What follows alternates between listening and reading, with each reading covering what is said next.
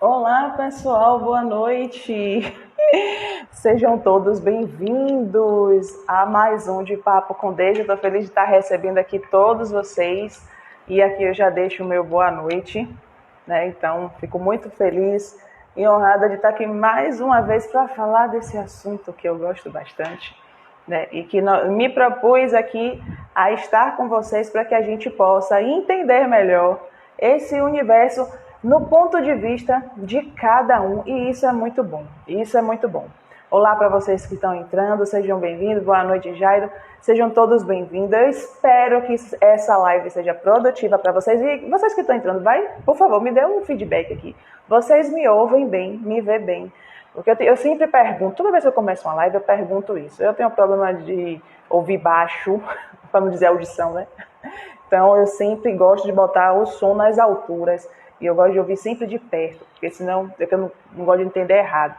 Mas eu estou feliz por vocês estarem aqui, né? E daqui a pouco o nosso convidado está chegando. E aí, para quem for entrando, tá entrando aqui, eu gostaria até de saber se são advogados, são colegas, né? Porque precisamos de mais colegas, né? Falar de colegas. Hoje a advocacia, hoje a live, né? É esse de Papo com Deja, esse quadro. Né, esse quadro, ele fala sobre minha advocacia, mas não é minha, é a do convidado, né?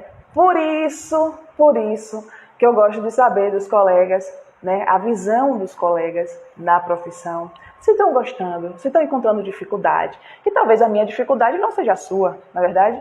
Então, o que é que encontra, o que é que acha de bom, o que é que acha de ruim, porque nem toda profissão é perfeita, né? E isso é muito bom a gente saber.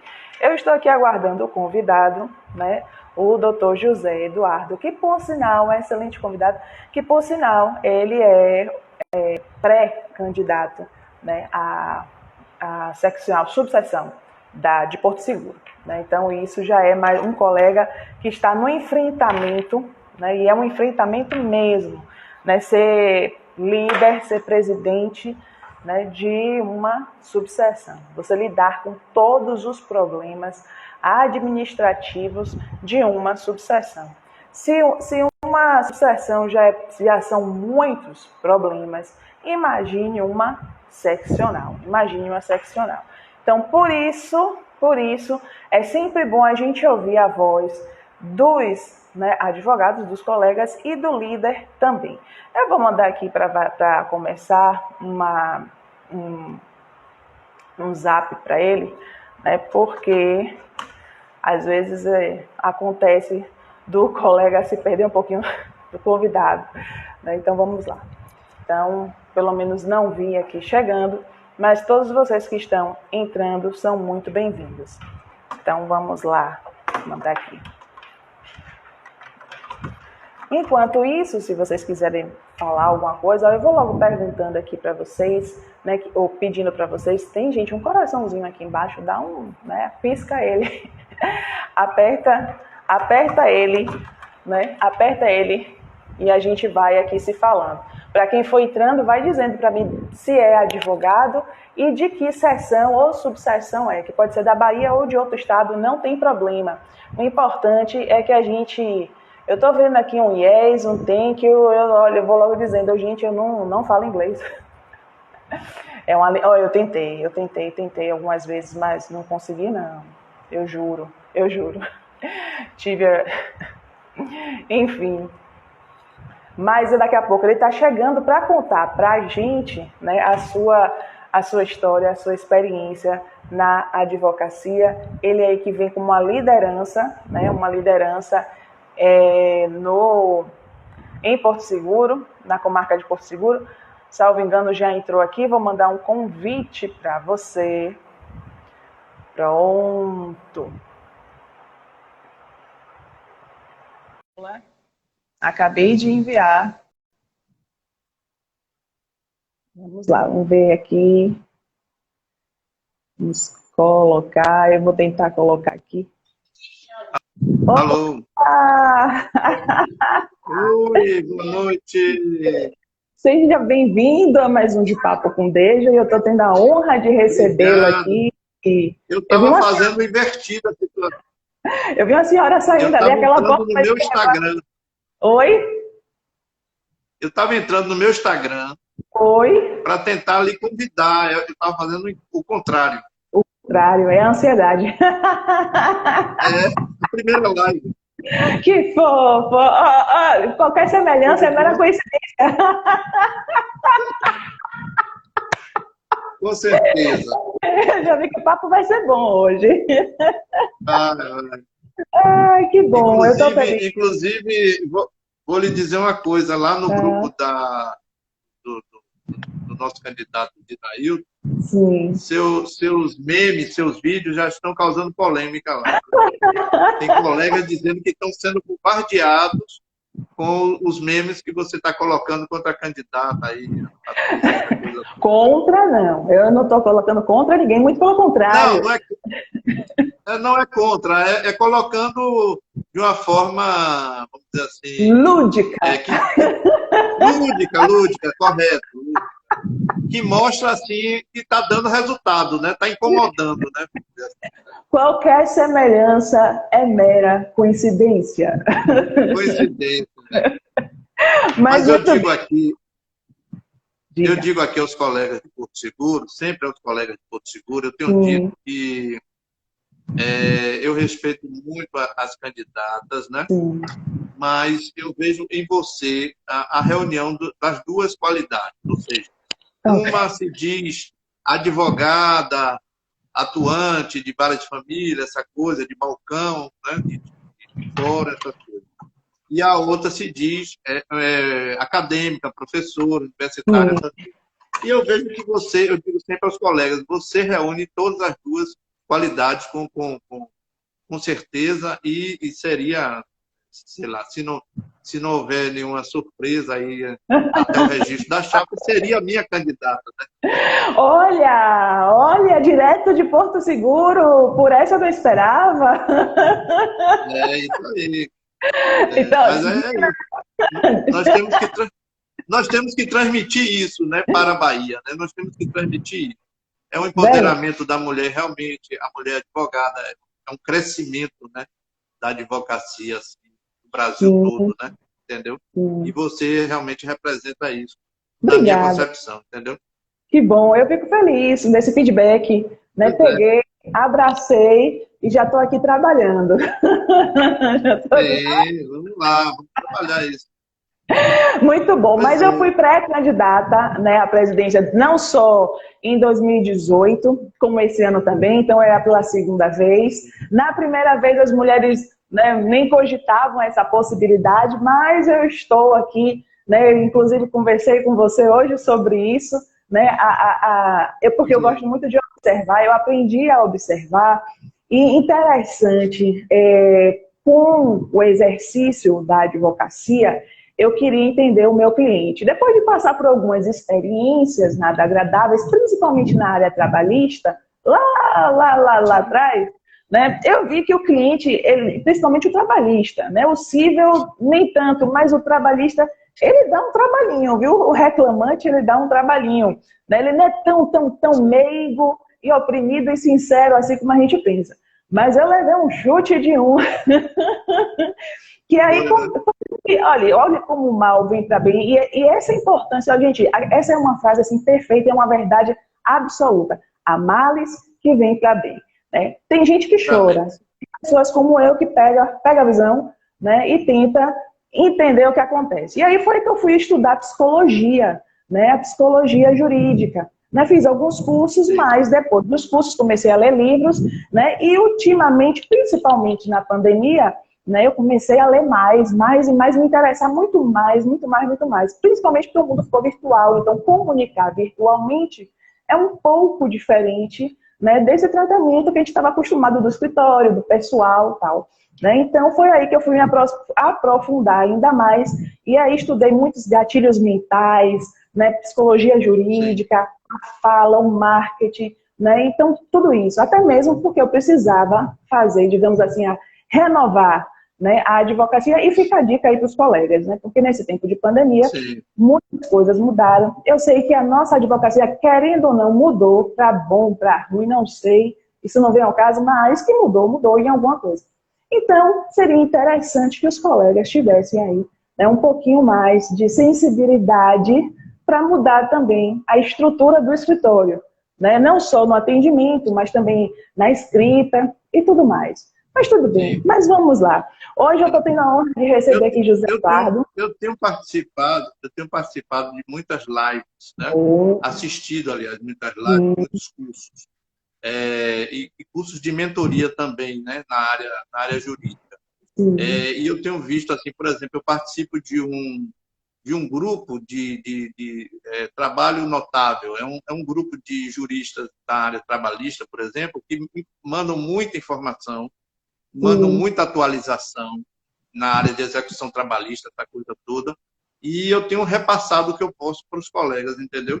Todo o material, tudo que eu posso, eu tenho repassado, principalmente para a ABAT, que eu sou associado também da ABAT. Uma das mais importantes, por sinal, associações de advogados, né? Salvo engano, eu não tenho certeza, mas salvo engano, ela foi a primeira, né, associação dos advogados trabalhistas, mas em termos de outra representação da advocacia, né, a ABAT ela tem sido assim, extremamente importante aqui em Salvador, inclusive nessa época de eleição. Inclusive, né? Então eu deixo aqui meus parabéns para os advogados que são aí militantes da área, que também pertencem à ABAC. Deixo meu parabéns também. E eu tenho defendido bastante a interiorização da ABAC. Eu tenho falado com o André Sturaro, falei com o Ivan, anterior presidente. A interiorização é uma coisa que deve ocorrer, tem que ocorrer. Porque os advogados do interior, eles não se associam muito e necessitam, são carentes de muita coisa na área trabalhista. Entendeu? Com certeza. Eu acho importantíssimo. Eu acho que os colegas deviam até se interessar mais, né, pelas outras associações. Eu digo e repito, eu acredito no terceiro setor. Eu acredito. Olha, se não só o advogado, mas o cidadão acreditasse mais, ele iria muito mais para frente. A força do coletivo. O terceiro setor, as associações, significam a força do coletivo.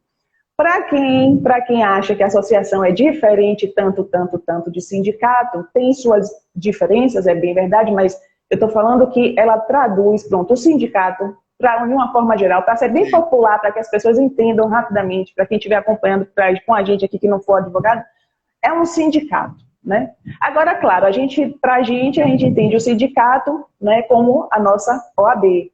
Né? Então, não seria necessariamente a OAB, seria outras formas de atuar tanto quanto a OAB na defesa aí dos interesses dos advogados. Né? Desde 2018, eu estou presidindo a ABAC, que é a Associação Baiana dos Advogados Civilistas. Né? Eu tive boas experiências, né? Já ajuizamos ações em defesa da classe. Né? Então, para mim, isso é muito importante. Eu acredito realmente no terceiro setor. Mas, enfim, fica a dica aí para os colegas.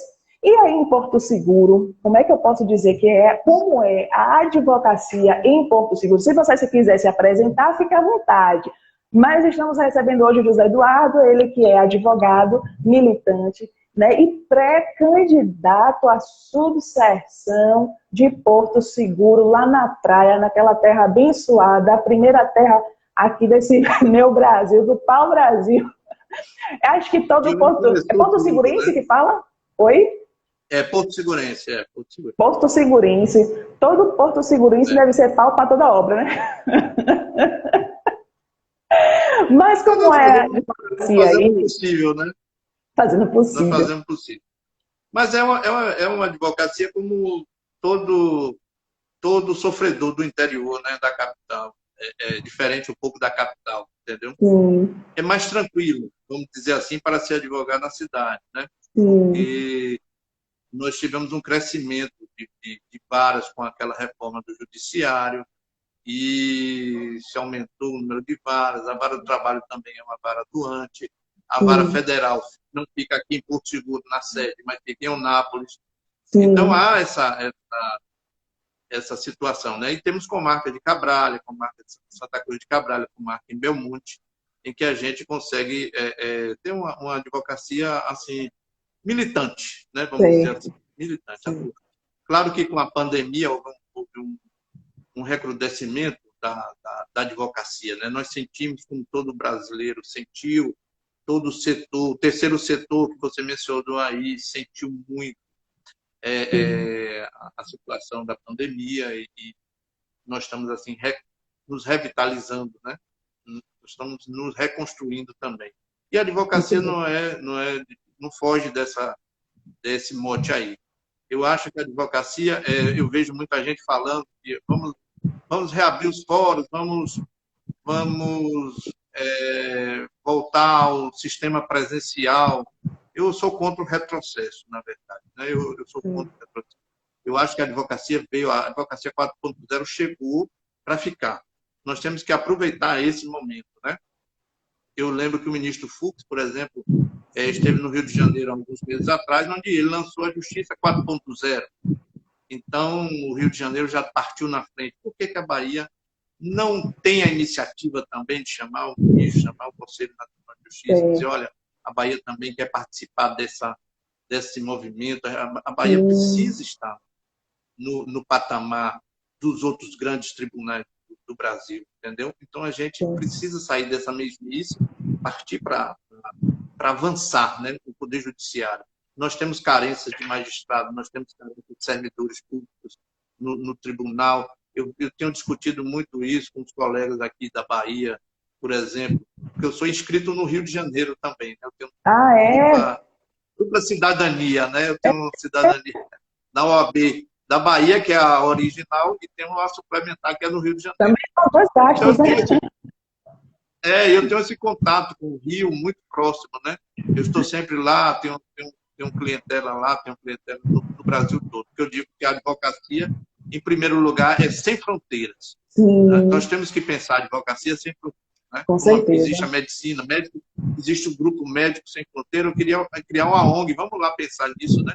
Criar uma ONG chamada Advocacia Sem Fronteiras.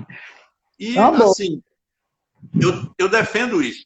Essa limitação, por exemplo, de causas anuais e 5 limitar, a gente tem que rediscutir isso. O estatuto da OAB tem que ser rediscutido, tem que ser aprimorado, tem que ser atualizado.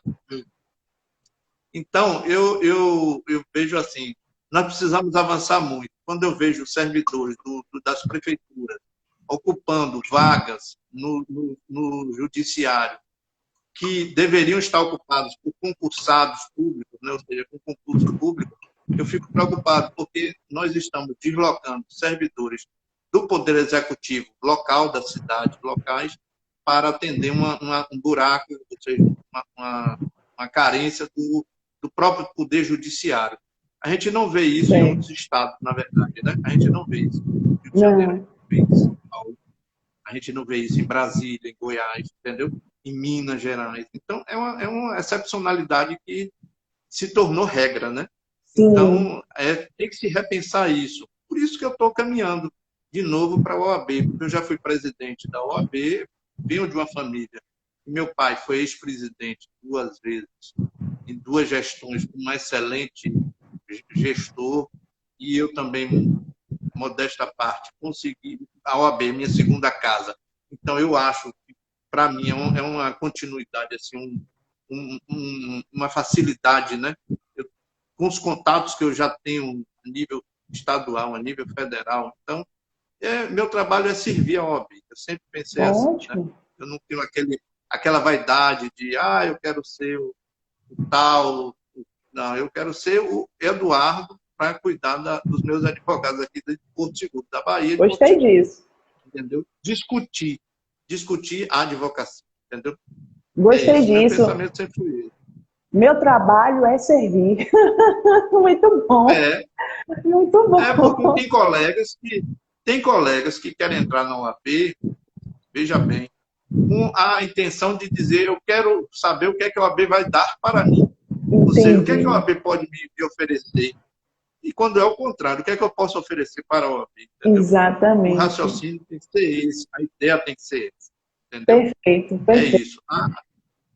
A OAB, eu digo sempre assim, eu tenho dito isso, a OAB não é para amador, é para profissional, em primeiro lugar. Porque eu sinto que existe um amadorismo ainda muito forte dentro da OAB, dentro do sistema OAB, né? E outra coisa, a OAB não serve a interesses privados, ela tem que servir ao interesse público, ao interesse da classe, da advocacia, entendeu? E isso eu tenho visto, assim, eu fui uma vez para o lançamento do busto, eu até nem esqueço dessa imagem, né? O lançamento do busto do Luiz Gama aí na OAB do Rio, foi, eu acho que foi a última vez que eu estive lá na instituição, na gestão atual, e verifiquei conselheiras tirando selfie numa sessão que estava discutindo o orçamento da OAB, o valor da anuidade, se reajustava, se não reajustava em plena pandemia, aquela confusão toda. E tinham conselheiras, jovens até, tirando selfies numa sessão de uma importância. Eu olhei, virei para o conselheiro decano Adilson Afonso e digo: Adilson, o que está acontecendo com o conselho da OAB aqui? O povo, as conselheiras estão mais preocupadas em pousar para as amigas ou qualquer coisa assim, do que propriamente estar ali servindo a OAB, né? Uma coisa extremamente grande. Mas, enfim, é fruto sei lá, da forma do sistema de escolha, né? Dos candidatos, né? É isso. Eu acho que você falou certo. Falta um pouco de amadurecimento, né, da nossa classe, um pouco de interesse da nossa classe, né, um pouco de seriedade da nossa classe. Eu lamento porque, recentemente, e qualquer semelhança é mera coincidência, eu vi uma colega falando, né, em uma entrevista, que a advocacia está passando necessidade. Né? E eu vou pegar esse gancho, que creio eu que ela falou necessidade no sentido financeiro, né, pelo momento que estamos vivendo, apesar de não ter sido muito adequado o termo e a forma, mas eu vou dizer que eu vou tentar ampliar e justificar a fala da colega no sentido que a nossa necessidade, ela é muito mais financeira, ela é muito mais do que isso. É uma necessidade, digamos assim, até que espiritual, né? Eu digo no sentido de emoções que os colegas deveriam sentir, sentimentos, né, que os colegas deveriam sentir de proteção à advocacia, né, de amor ao exercício da profissão, de amor ao direito, de amor no servir, porque esse servir a gente precisa e muito. Eu gostei muito dessa sua fala, quando você fala meu trabalho é servir. Eu digo isso porque sou voluntariada, né, sou voluntária em muitos projetos, trabalho com voluntariado. E sempre digo, não existe coisa melhor e mais linda na vida do que você ser um voluntário. Voluntário não é trabalhar de graça, nunca foi. Né? Quem fala que trabalhar de graça, ser voluntário, é porque não tem a noção exata do que é voluntário, do que é servir. E o verbo é esse mesmo, servir com vontade, servir por desenvolvimento. Todo cidadão, ele pertence a um quadro, seja ele profissional, como a AB, como nós, no conselho de classe, ou no próprio desenvolvimento da nossa cidadania de um país, mas todo cidadão, ele é um servidor. Ele é um servidor nato. Ele é um servidor nato. Então, é essa percepção de servir que a gente deveria ter. Mas a gente não quer servir, a gente quer ganhar. Né? E nesse processo de eleição, é o que você mais ouve. Eu ganho o que com isso? É verdade. Essa é a frase. Né? E isso me preocupa, eu não vou mentir que isso me preocupa bastante. Toda vez que eu tenho um número maior de pessoas querendo ganhar do que doar, eu não tenho vontade de registrar a chapa. Eu já paro. Para mim já deu. Por quê? Porque lá na frente eu vou precisar do servir e eu já sei que não vou ter. Né? Eu já sei que não vou ter. O ganhar vai contar com isso. Você não servir. Se você não serve, você não ganha. Né? Então, essa é a percepção que a gente precisa ter das pessoas. Dificilmente a gente consegue. Então, uma das minhas preocupações na hora de fazer o registro é justamente essa. Na eleição passada aconteceu isso, quando nós percebemos, e até o movimento, pelo movimento que percebo, né? Então entendemos, claro, tinha outros pormenores, primeiro, porque era a nossa primeira candidatura, segundo, porque nós víamos dois monstros, né?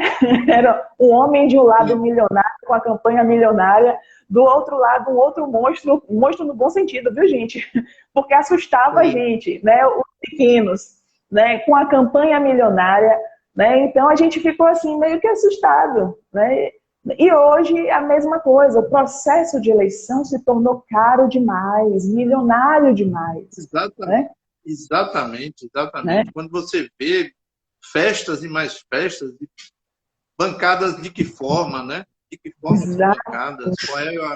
Qual é a vantagem financeira? De onde vem o recurso para fazer? É através dos movimentos que foram criados para poder. Em Porto Seguro isso não está ocorrendo, é uma Que bom, exceção. Em que Porto bom. Seguro nós estamos parecendo que nós somos mineiros. Estamos agindo mineiramente falando, né? É da Ou roça seja, mesmo. as chapas não estão formadas ainda, né?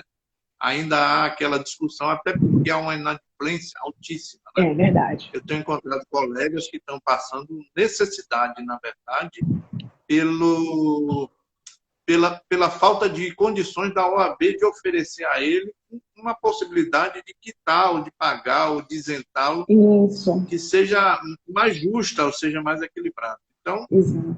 eu tenho ouvido de colegas dizer, ó, Eduardo, em 2020 eu não tive pouquíssimos clientes, tive pouquíssimos movimentos, pouquíssimas ações. 2021 também houve uma melhora, mas eu ainda não consegui me recuperar. Tem outros que, claro, que superaram tudo isso, mas tem muitos que ainda não passaram dessa fase, entendeu? Então Certo. isso nos preocupa muito, né? A gente estava até discutindo no grupo, né, que você até deu a sugestão de uns colegas que disseram vamos entrar com um mandado de segurança para poder conseguir uma Ai, liminar, para poder os inadimplentes votarem. Aí tem aquele ditado, né? Pode ser que dê certo, pode ser que não dê, e se der certo, vão votar em quem? Né? é, A gente não sabe, né? Então sabe? fica aquela interrogação, né? Para a gente poder. Mas eu acho interessante, eu acho que se o grupo, o movimento de Dinail fizer um mandato de segurança e coletivo e tentar conseguir, pelo menos vai gerar um fato político, né? Um fato importante, né? Não sabemos se o resultado vai dar certo ou não, mas vamos tentar, né? No É, mínimo. Isso já estava sendo falado antes, mas eu orientei, eu sugeri, vamos dizer assim, que dissesse assim, ó, depois que o provimento da eleição estiver pronto, for publicado, aí sim se justifica até entrar com essa medida. Mas antes não, né? Antes seria precipitação e não teria sentido, né? Mas é isso. a questão é que talvez depois a gente, o judiciário, como ele costuma ser demorado, né, ele não Também. dê tempo suficiente para pelo menos uma medida liminar sair a tempo da eleição, que já é no dia 24. Estamos aí o quê? Isso. Estamos no dia 12, daqui a pouco, faltando Nós 10 estamos dias, próximos, né? bem próximos, né? Então nós temos 40 e poucos 24, dias, né? 40 e poucos dias. Então, com isso, possa ser que, né, se não for agora, ficaria bem complicadinho. Mas, É verdade. enfim. Mas, Eduardo, fala aqui pra gente o porquê sua vontade. Você já te falou que seu pai já tinha sido, né, presidente aí da Sim. subseção. Você também não já foi a primeira vez. Acho que essa seria concorrer na Já fui segunda vez, presidente. né? Então, Eu mas já, eu já ocupei todo. sim, Sim. Eu já ocupei, na verdade, todos os cargos, né? Eu já fui certo, presidente, já fui conselheiro e sim, já fui membro do Tribunal de Ética também. E certo, procurando sempre fazer a diferença. Com a visão do interior, eu sempre disse, eu defendi isso no TED, a experiência do TED, por exemplo, foi fantástica, né? Por quê? Porque era o Tribunal de Ética era formado geralmente por membros do Salvador, da capital, né? Não tínhamos sim, muitos representantes do interior. E eu fui, na gestão de Dinailton, eu fui a primeira vez para o Tribunal de Ética, foi a primeira experiência, e depois voltei na primeira gestão de Luiz Viana, né? E aí certo, fiquei 3 anos como membro do Tribunal de Ética e acho que fiz a diferença. Depois, por questões políticas, aí essa questão entendi. vamos dizer assim, tomar lá da cá, essa coisa como é que se diz? De colocação, de ajeitamento, né? Vamos dizer assim, de Sim, grupos, né? E aí eu fiquei de fora, entendeu? certo, Nas últimas gestões. Mas foi uma entendi. experiência fantástica o Tribunal de Ética. Eu me sinto assim eu acho que o Tribunal de Ética tem que ser formado por pessoas realmente isentas, independentes, imparciais, é isso, né? E não transformar o Tribunal de Ética num tribunal político, né? É complicado. Nós já tivemos umas experiências aí de eleições passadas que deu o que falar o TED, viu? É O isso. TED deu o que Não, é não falar. só isso. Na minha época, nós pegamos muitos processos em que os conselheiros anteriores, gestões anteriores, deixaram prescrever vários processos, né? Sim, E temos presidentes em subseções que são engavetadores de processo também, né? Tem entendi, isso também. A gente passa entendi. por isso, mas É, é difícil. difícil mesmo. Mas o que traz você agora de volta para esse processo eleitoral em Porto Seguro? Pronto. Esse momento, né, que nós atravessamos me trouxe Sim, muita reflexão, né? Muita reflexão. Eu apoiei a gestão que está aí atual, apoiei até por amizade a alguns colegas, né? E vi que a gestão atual ela teve início, não teve meio e não tem fim. Então, é uma gestão que a diretoria inicial não se completou, não continuou, não deu continuidade. Isso foi um dos fatores, e outros fatores que vieram também a me colocar assim. Eu disse ao presidente da Comissão Jovem daqui de Porto Seguro, eu disse, Gabriel, eu não vou ficar em cima do muro, eu vou sair candidato, porque eu estava assim numa posição difícil. Eu dizia assim, quem é o candidato do grupo, sim, né? Não existia candidato do grupo. O presidente não se mostrou assim à vontade para se arriscar uma reeleição. E eu sim. simplesmente eu digo, olha, eu vou sair candidato, quem quiser me acompanhe, entendeu? De forma independente, ou seja, eu não sou situação, nem me sinto na É oposição. centro. Então centro, eu fiquei num centrão aí e estou pedindo apoio, estou pedindo assim, os votos, entendeu? E quero Sim, fazer o meu trabalho, né? Desenvolver o trabalho que eu já conheço, né?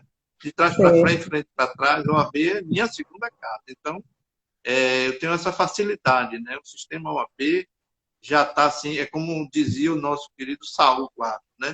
Sim. O meu sangue não é A, não é B, nem é O, é OAB. E eu gostei muito, ele cunhou essa frase de forma tão perfeita que eu, até hoje, eu digo assim, o Saul tinha razão. É verdade, é E verdade. é Para isso, quem ama a advocacia, hein? para quem ama a advocacia, é isso mesmo. É isso. Ele foi feliz nessa frase, e eu não esqueço nunca, entendeu? Como Arcos Tourinho, um grande presidente também, que Sim, passou pela nossa cidade. Eu me considero um arquicista, eu já disse isso no grupo reiteradas vezes, né? E vamos em frente. Apesar de eu ter feito também muito barulho na época da, da proposta de paridade do Conselho Federal, das mulheres, essa coisa toda, eu fazia sim, todas as lives que defendiam no Brasil todo, eu participava, estava lá, estava defendendo, eu quero uma mulher no Conselho Federal, quero uma mulher no Conselho Estadual. Então eu fui muito sim. enfático nisso, eu fiz muito. Esse barulho aí, eu me sinto um dos corresponsáveis, né? Daniela Sim. foi Tá. representando o Conselho Federal com Valentina, de Goiás, e eu defendi a Fernanda Marinella para o Ah, Conselho Federal. Fernanda É, Marinella não é daqui. Ela não é é da conselheira Bahia. federal, não, ela era de Alagoas. É, Não, mas eu mas queria uma mulher no Conselho Federal.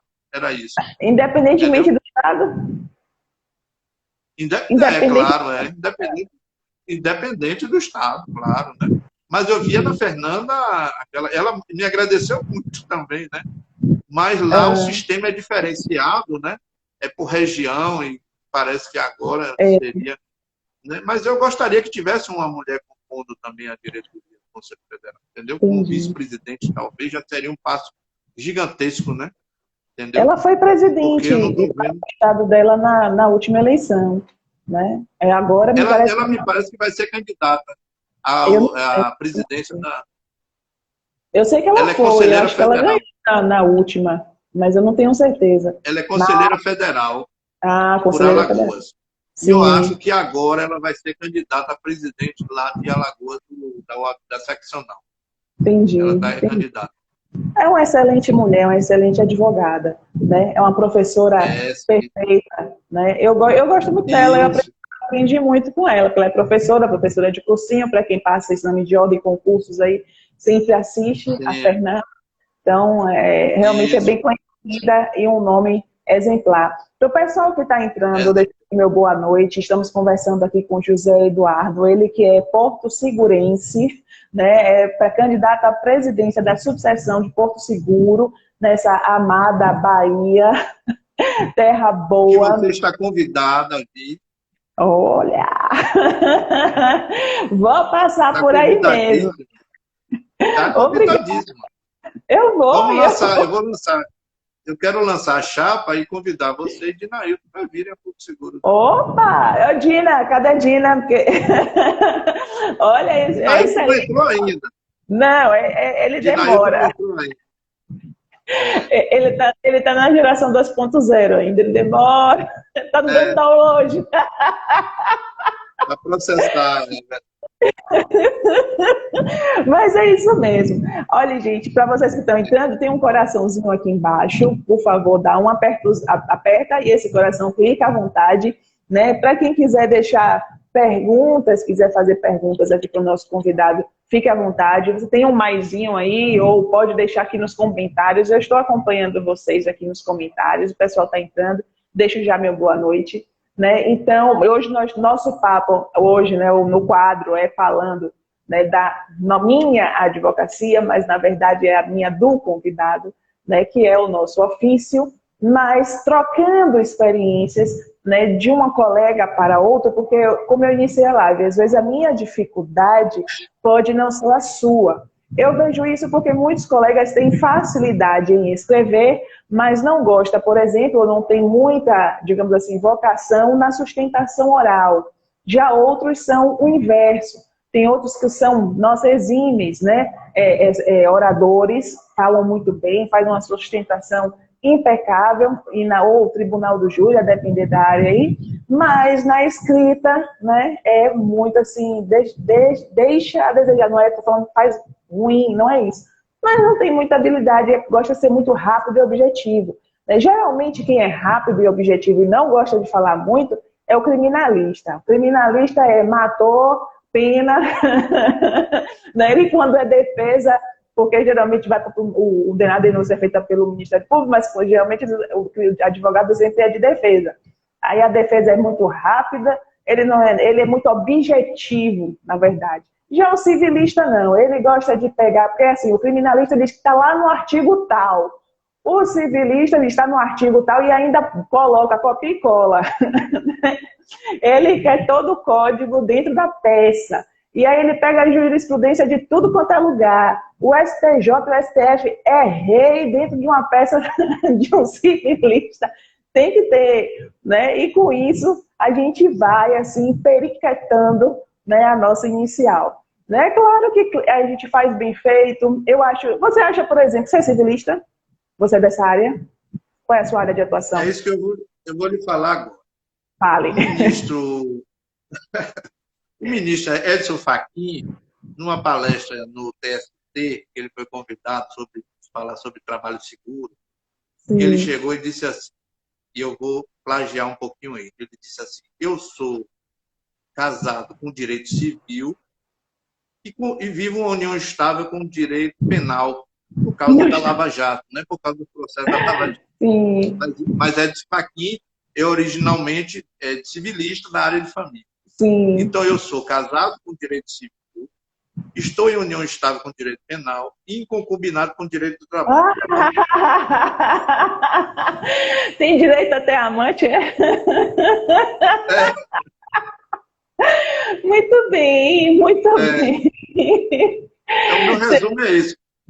Mas eu faço quase todas as áreas. Eu só não atuo É, especificamente na área eleitoral, porque eu não gosto da área eleitoral, entendeu? Tenho sim. uma certa resistência. Mas eu faço um pouquinho de tudo.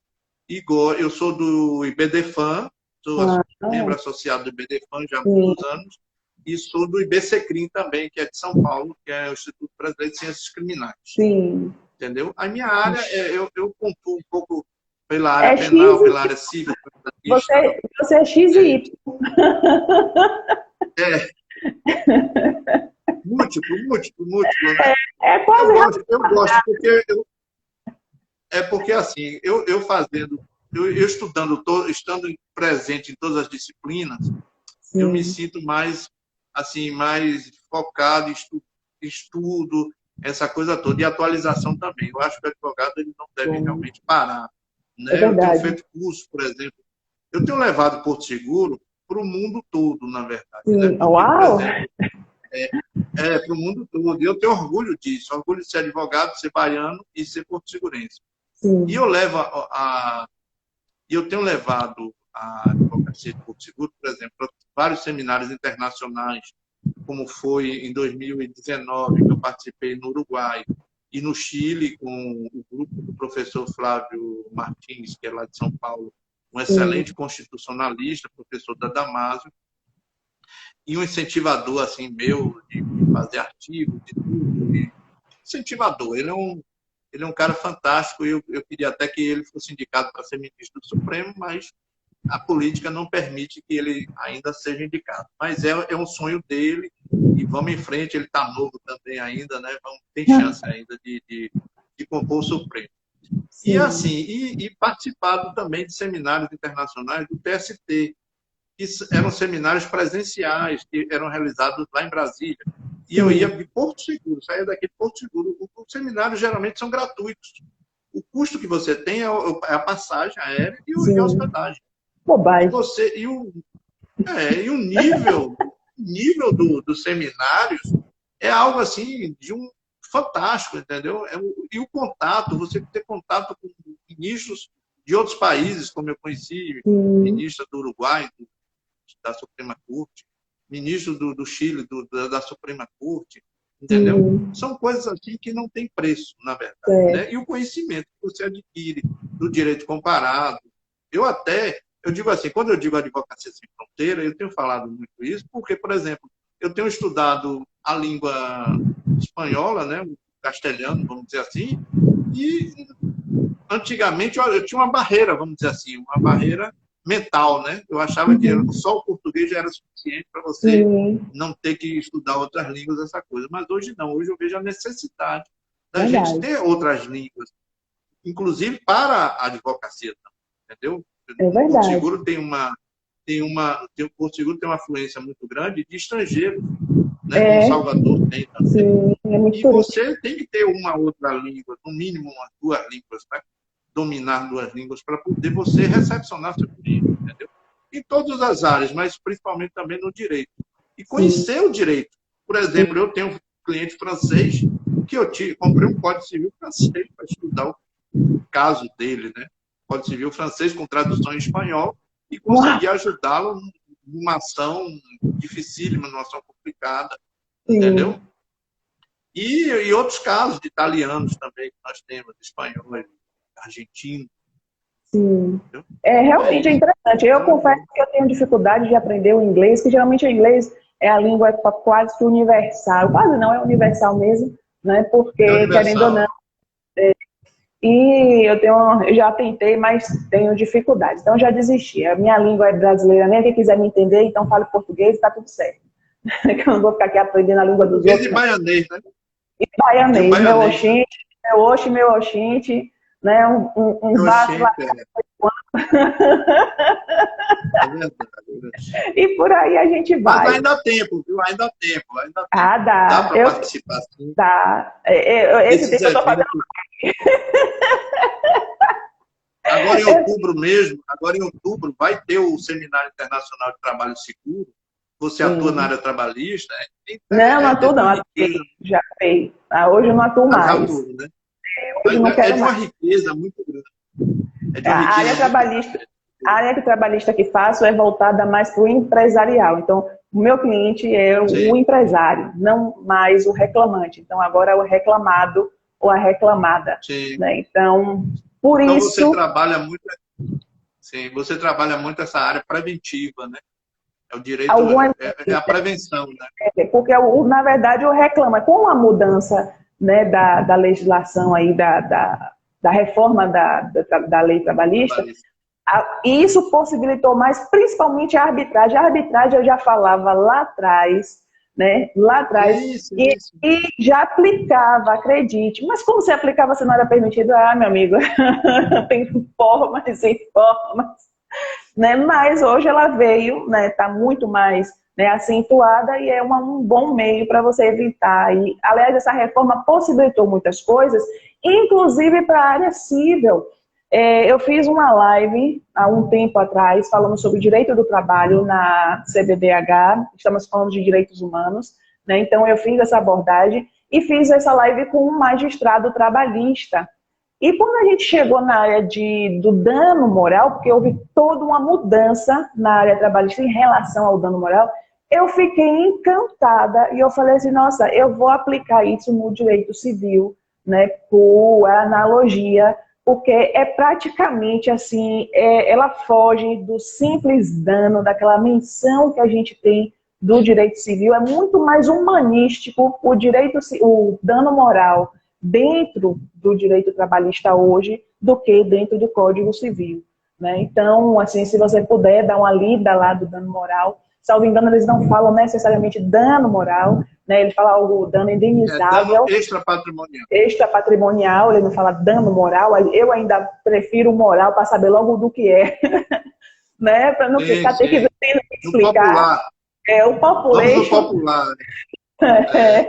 Né? Mas dentro da ótica trabalhista, né, eles são... Olha quem chegou aqui, o Walter, está dando uma boa noite, né, meus companheiros. Boa noite, meus companheiros... É isso, Walter. Esse companheiro é muito tendencioso. Ele lembra o sem dedo. É brincadeira. Né? Seja bem-vindo, Walter. Né, para você que está entrando, tem um coraçãozinho aí embaixo, aqui na tela, em algum lugar dessa tela, aqui embaixo, aperta aí várias vezes, né, bate bastante, né, querendo deixar perguntas, fique à vontade, faz no comentário, faz aí, tem uma interrogaçãozinha aqui embaixo também nessa tela, em algum lugar dessa tela tem aí uma interrogação, você pode deixar ou faz no comentário, que eu estou acompanhando aqui no computador, e de vez em quando eu viro aqui a cara, é por isso, viu? Eu estou acompanhando aqui as perguntas, o pessoal está entrando, em vez de quando também eu fico mexendo aqui no celular, mas saudando o povo, que por sinal nem dei o tchauzinho aqui para o Walter que entrou, já estou fazendo isso aqui agora com a galera que entrou, se não saiu, está recebendo. Então, porque tem uma galera que entra e sai toda hora. Estou vendo aqui vocês que estão entrando e saindo, viu? Seus traíras. Mas live é assim mesmo. É cheio de traíra. É um entra e sai danado. Eu sou daqueles fiéis, né? Eu fico até o final, mas tem gente que entra, olha, não gosta, sai, é normal. É verdade. Não, porque live você tem, logo nos primeiros minutos, você tem que encantar a pessoa que entra. Isso faz parte do 4.0, viu? Se você não dominar, né, a pessoa que está entrando, chamar de meu bebê. Por exemplo, está chegando aqui, doutor Góes. Olha, eu falei meu bebê, pronto, doutor Góes. Eu posso aqui, eu bebê, meu tchutchuco.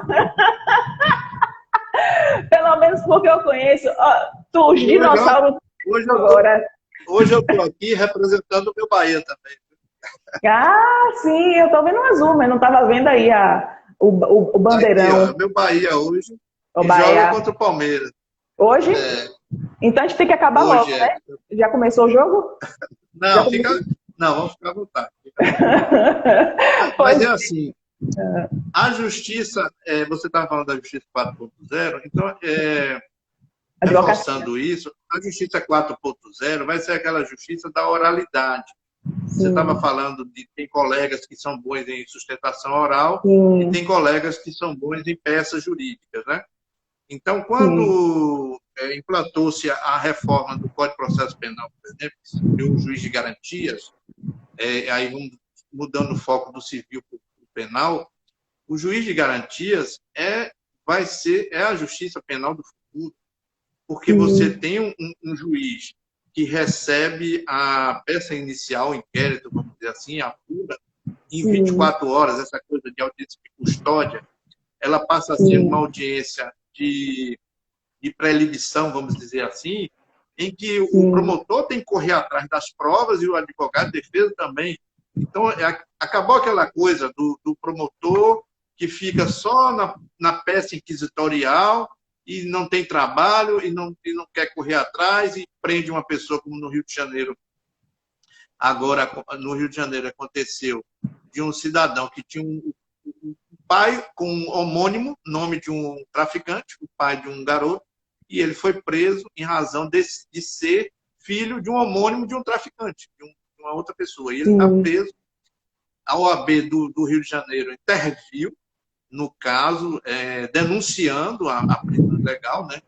A prisão dele foi decretada em 2018, não achavam ele e, por um acaso, localizaram o endereço dessa pessoa como se fosse filho do traficante que estaria envolvido numa questão.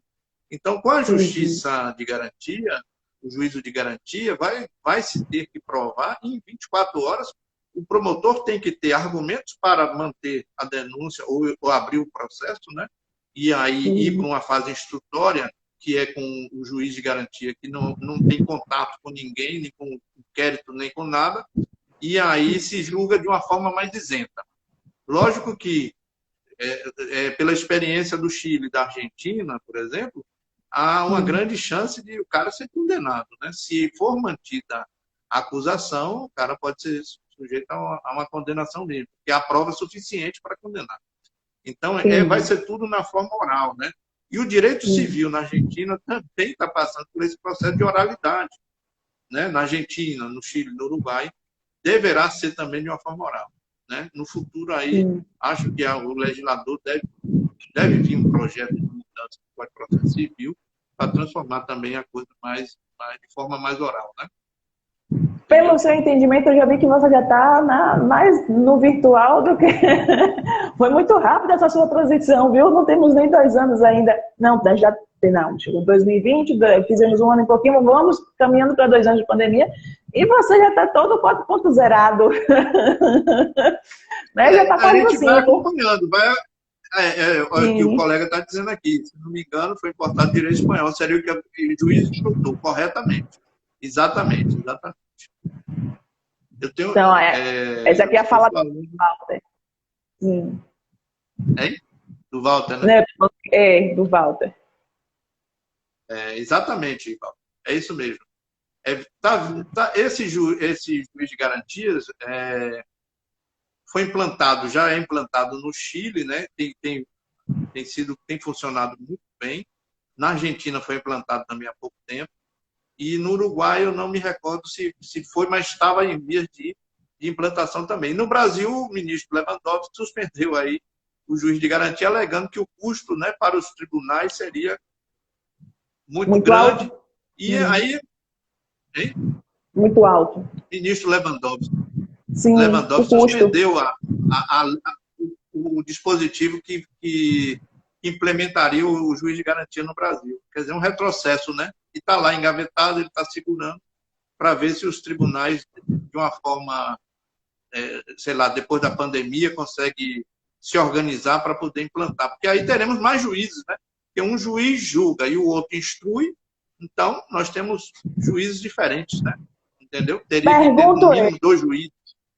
2 perguntas que não quer calar. Você acha que o judiciário estaria, o nosso, o baiano, não vou falar nem os outros que eu não conheço, mas o nosso baiano estaria preparado para essa demanda? Um juiz analisa ou faz triagem, ou seja, lá o que for, e o outro julga, né?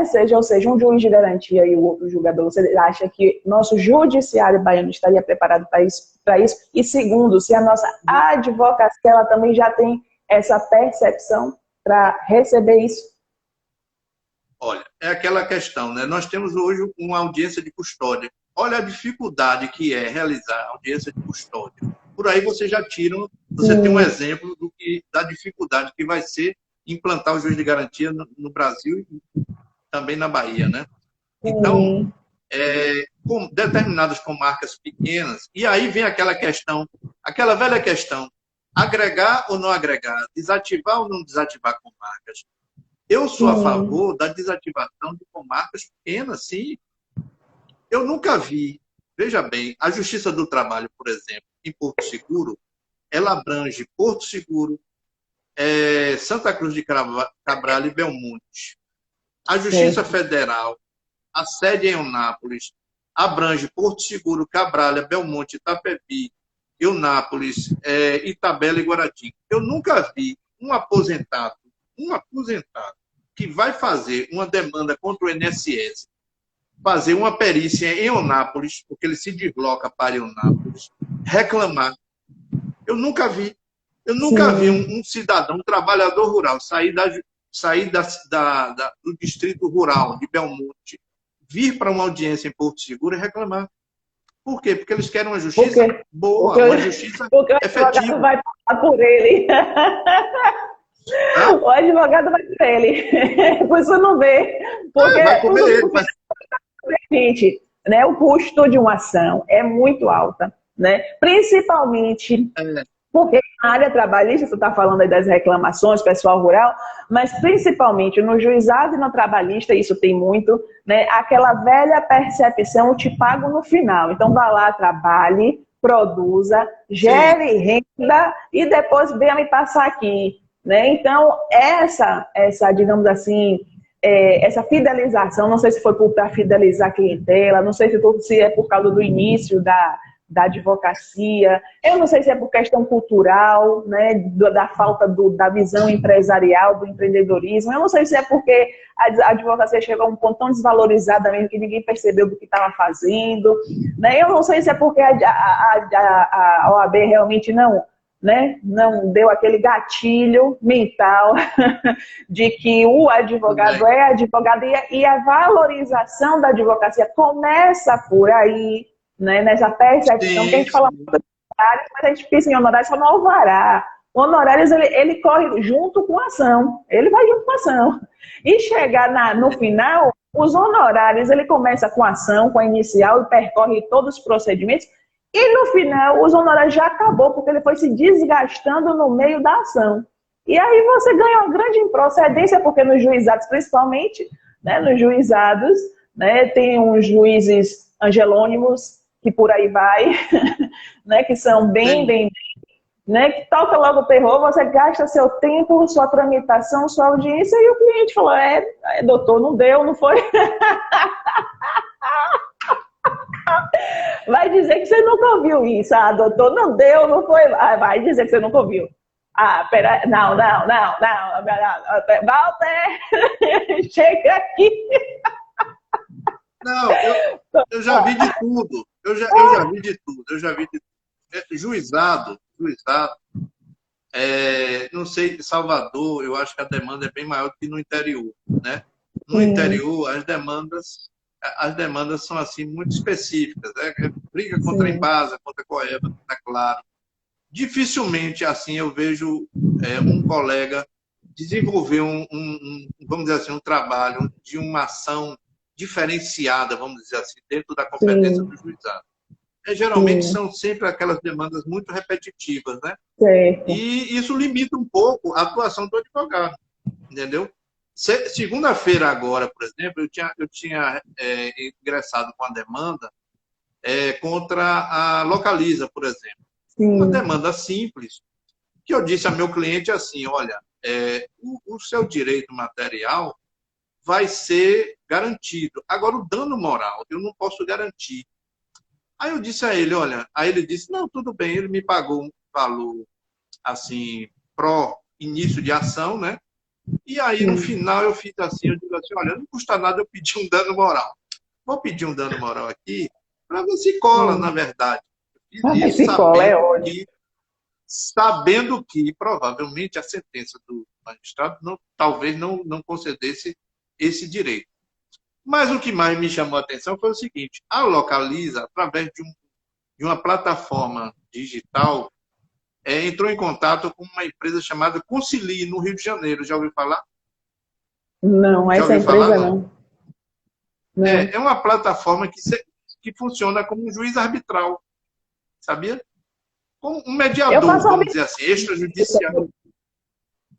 É um mediador extrajudicial. Aí uma atendente me ligou e disse assim, doutor, a Localiza entrou em contato com a gente, com essa empresa Concili, e a gente queria ver se era possível mediar uma audiência, antes da audiência judicial, uma audiência entre vocês e a Localiza. Eu digo, meu Deus, sim, eu nunca vi, né? Eu digo, não, eu vou conhecer esse modelo, esse sistema. Aí eu disse, não, ok, vamos lá. O senhor aceita? Sim, aceito. E aí nós fizemos uma audiência pelo chat, né? Eles mandaram um link, eu acessei, entrei, e só pelo chat, não tinha nada visual, só pela... E aí a mediadora Localiza, vocês têm alguma proposta? Ah, sim, temos de exclusão do nome da pessoa. Exclusão não, era declaração de cobrança indevida, ok? Não tinha negativado o nome do meu cliente, e R$ 1.500 de dano moral. Eu digo, como? Aí eu fiquei assim, né? Olha, o dano moral está entrando aí nessa história. Aí eu virei para o meu cliente e digo, olha, o que é que você acha? Ele disse, doutor, tá um pouquinho, dá para pedir mais? Eu digo assim, eu vou pedir o intermediário. Aí pedi o valor, eu tinha proposto R$ 4.500, na verdade, assim, a título de chute, R$ 4.500. Do colar colou. E aí pedi 3, entendeu? Aí a moça, a proposta da Localiza virou e disse assim, olha, 3.000 está muito alto. Não tem alçada, não. Podemos pagar 2, com 30 dias de prazo. Aí eu digo, fechou, está fechado. E expliquei ao meu cliente, olha, o que não tinha perspectiva nenhuma, surgiu a perspectiva e aconteceu. Entendeu? É uma coisa assim que a gente realmente não tinha previsão. O pedido não tinha negativação, não tinha nada, era apenas uma cobrança eventual de uma fatura que talvez a Localiza disse que estava em aberto, mas foi um erro administrativo deles, que não geraria um mero aborrecimento, mas que gerou um valor compensatório, e na verdade para ele foi bom, né? Foi ótimo, entendeu? Entendi. Você vê como é o direito. O direito é assim, muito dinâmico, né? Ele é muito... Isso é dinâmico. É muito. E a gente tem que ter a gente tem que ter essa perspectiva também, né? Tem que ter uma perspectiva. É interessante. O Walter está dizendo aqui que o cliente sempre quer socializar o risco e reter o lucro. E o doutor Gomes, o Edson está dizendo aqui que infelizmente prevalece a cópia, né? A falta das construções da peça. Ele está falando das teses. Realmente, novas teses, eu acho que o advogado poderia investir mais em novas teses, né? Porque a gente sempre vê aquelas mesmas ações. Vou falar aqui para nós, o juiz, quando a gente diz assim que o juiz não lê o direito, ele não lê mesmo não. Ele vê o fato e ele já tem a percepção dele, né? Aí é que cabe você entreter o juiz numa boa escrita, né? Ultimamente eu tenho tirado o direito, porque a gente faz aquele padrão, né, dos fatos, do direito e do pedido, né? Eu tenho tirado essa tchan e tenho feito aí uma mistura para que o juiz não tire o olho da minha peça, né? Então ele não acha que vai esgotar e ele vai procurar, cadê esses fatos, não acabam não, vai ler até o final. Então a gente vai tentando assim. Mas tem outras coisas que a gente não consegue, né? Porque dependendo da ação, você vai ter que realmente fazer várias frações, né, para explicar muito bem a situação. O Walter está dizendo que conhece essa plataforma digital que você falou para fazer as conciliações, aí, as propostas e os acordos. Esse modelo de conciliação deve ser incentivado pela OAB. Na verdade, eu vejo não muito inovador, porque você pode fazer isso no seu próprio escritório, né? Porque a gente tem a cultura, né, do judicializar. E se você falar para o seu cliente, olha, fulano, Joãozinho, eu vou propor um acordo e de repente você não judicializa ou a ação não demora, ele já acha que o advogado não fez nada para ganhar aquele honorários, né? Então é uma cultura, né? Porque no meu escritório, por exemplo, o primeiro ato é de conciliar. O segundo primeiro eu vou mediando, depois vou conciliando, e se eu não conseguir, eu vou arbitrando, né? Se as duas partes não entrarem até nessas fases, aí eu, infelizmente, sou obrigada a judicializar. Algumas empresas, elas já têm essa visão, não tem acordo, não tem acordo e não tem acordo. Por exemplo, uma delas é muito difícil fazer um acordo com a Caixa Econômica, principalmente contratos de financiamento.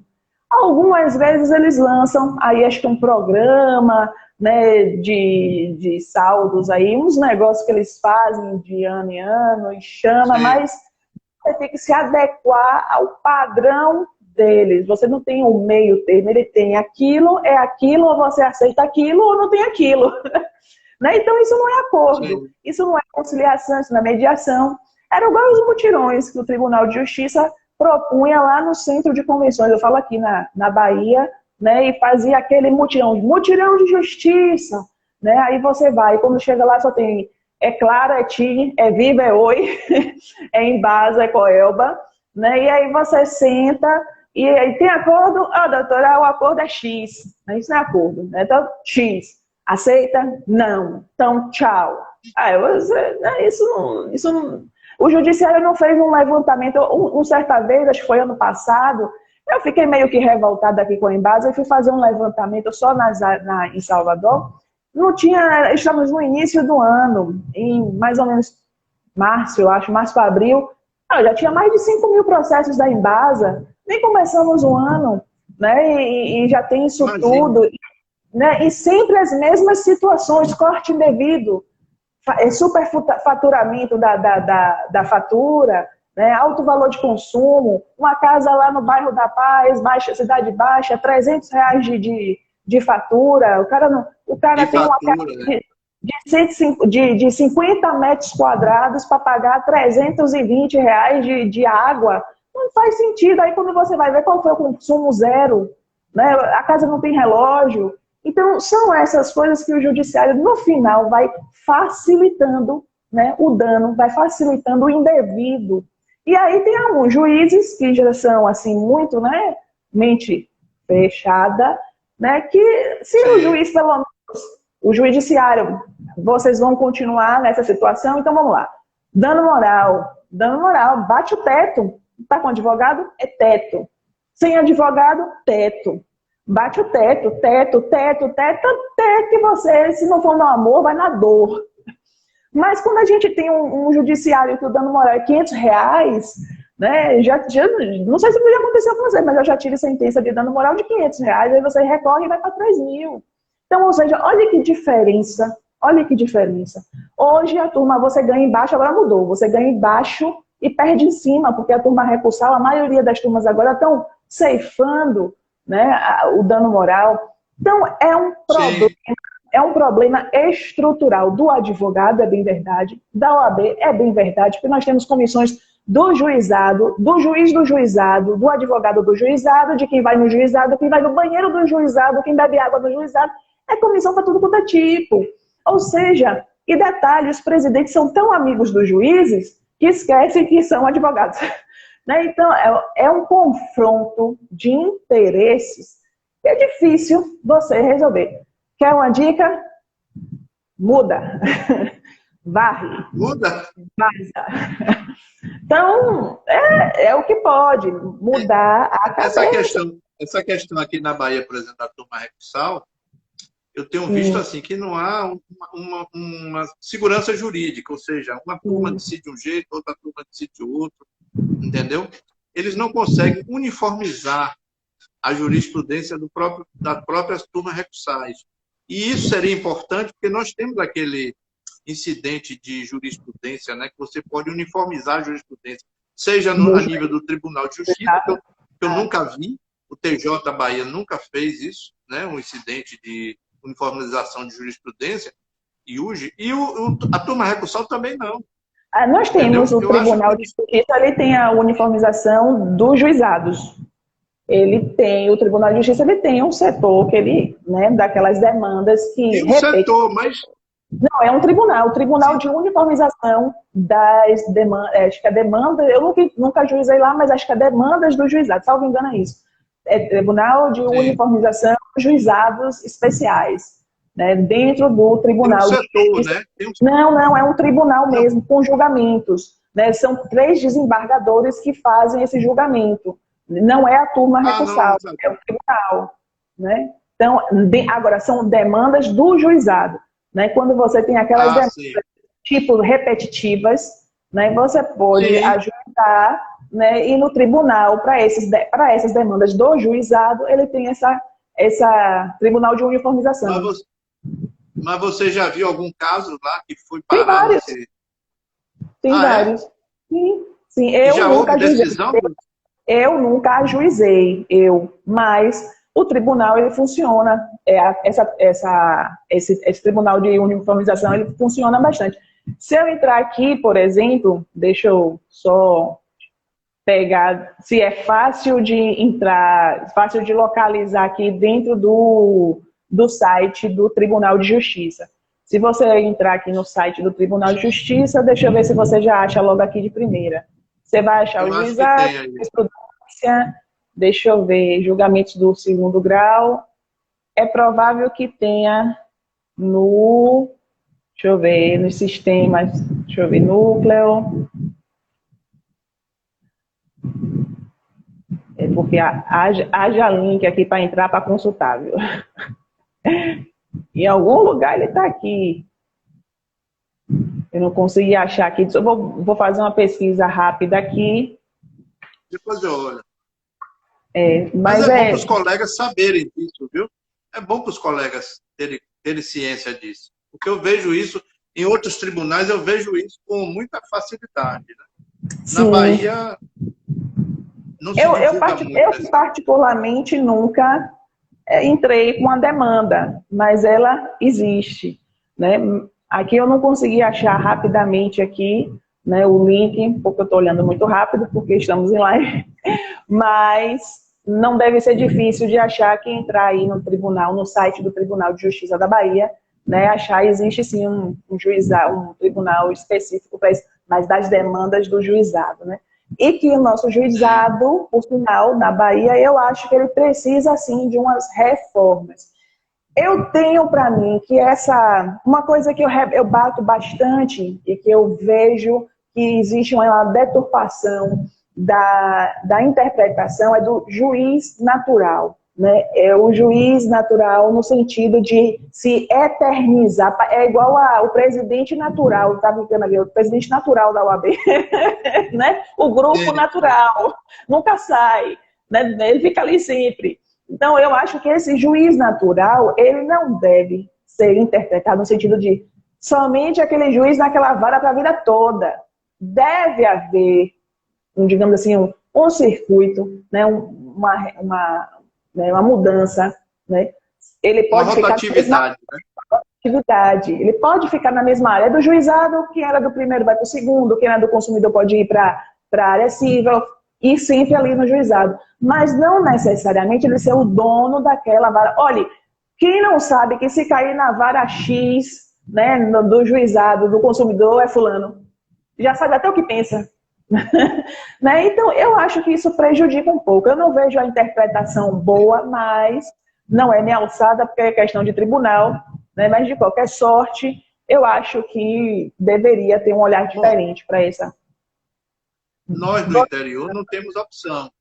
Nós no interior não temos opção. Então já sabemos então já sabemos mais ou menos se cai na mão de um juiz, a gente já sabe mais ou menos o valor até da indenização por dano moral, Assim, dependendo do caso. mas aqui também é assim. Entendeu? Que caiu em É. fulana é X, caiu em ciclano é nada, porque eles nem gostam do consumidor. Então, aí tem certos juízes aqui que a gente Agora, entende. agora, eu incentivo muito os colegas, principalmente os jovens, a advocacia jovem, a Sim, recorrer, por exemplo. Olha, sim, fila de banco, por exemplo. Tinha juiz aqui que não dava indenização por dano moral por fila de sim, banco, passar mais de meia hora, uma hora, numa fila do banco. E eu dizia sempre, olha, eu aprendi com um magistrado aqui, que trabalhou aqui em Porto Seguro, que ele dizia assim, Eduardo, decisão você não discute, você recorre. E eu comecei a recorrer e ganhar no tribunal. Então, eu digo a todos os colegas, recorram, não se deem por satisfeitos. Né? Agora, certo. o máximo que vai acontecer, por exemplo, é manter a decisão do juiz, Sim, a sentença. Né? Mas sim. recorra. Argumente, use o argumento. O advogado tem que ter argumento. Eu gosto muito do embargo de declaração. Eu uso e abuso, gosto mesmo, né, do embargo. Eu uso e abuso também. Tem colegas que não gostam, que acham que é perder tempo. Eu acho que não. Eu acho que uma sentença... a gente vê isso até muito no juizado. As sentenças são tão rasas, né, sem fundamento. Eu entendo que uma sentença mal fundamentada, ela prejudica o seu recurso, né, seja ele de apelação, ou seja ele na turma inominada, na turma recursal. Então, todo recurso, toda sentença, isso é até requisito de sentença, tem que ser muito bem fundamentado.